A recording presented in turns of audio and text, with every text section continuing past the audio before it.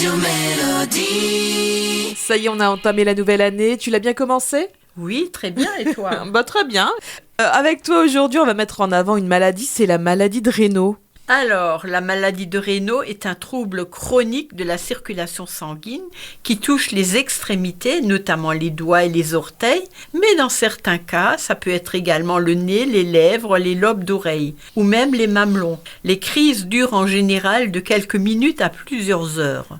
En temps normal, lorsqu'on est exposé au froid, le corps cherche à réduire sa perte de chaleur en resserrant les petites artères situées juste sous la peau. Ce phénomène est appelé vasoconstriction. Ce mécanisme a pour but de réduire l'exposition du sang au froid et augmente son afflux dans les veines profondes, aidant dans ce fait notre corps à maintenir sa température interne. Chez les personnes atteintes de la maladie de Raynaud, cette réaction est excessive, les nerfs resserrant les artérioles étant hypersensibles et ne suscitant pas une vasoconstriction normale, mais plutôt une diminution brutale du calibre des artères appelée spasme. Lorsque ce spasme cesse, les artérioles se dilatent de nouveau, ce qui a pour effet de rétablir la circulation sanguine.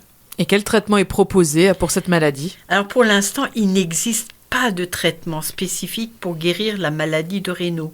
Toutefois, il est possible de diminuer les crises avec des conseils naturels. Protégez-vous efficacement du froid en vous couvrant suffisamment. Vêtements chauds, bonnets, gants et chaussettes en laine. De couleur rouge de préférence, c'est une couleur qui réchauffe et active la circulation. Ça, on l'apprend en chromothérapie. Par grand froid, pensez à utiliser des chaufferettes pour vos mains que vous avez dans la poche de votre veste.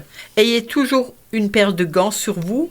Savoir que le tabac et le café ont tous deux un effet vasoconstricteur. Avoir une alimentation équilibrée, fuir les régimes dissociés et corriger les éventuelles carences en fer qui peuvent être à l'origine d'une mauvaise circulation périphérique. Une frilosité excessive et une mauvaise oxygénation des tissus. Faites de temps en temps des cures de magnésium. Améliorez la circulation sanguine avec des plantes comme le ginkgo biloba, la vigne rouge, le marron d'Inde. Bougez suffisamment, la marche stimulant la circulation. Et si vous travaillez avec des outils produisant des vibrations, comme les marteaux-piqueurs par exemple, massez-vous les mains régulièrement et aussi gérez vos stress. Et que pouvons-nous faire en cas de crise, par exemple ? Alors pour commencer, mettez-vous dans un endroit bien chauffé, laissez couler de l'eau tiède mais pas chaude sur vos mains ou pieds, bougez doigts ou orteils, massez les parties atteintes, bougez les bras en effectuant de larges cercles, recherchez un endroit calme et relaxez-vous en utilisant une technique anti-stress. Merci Christiane, je te dis à bientôt. À bientôt et une excellente année à toutes et à tous.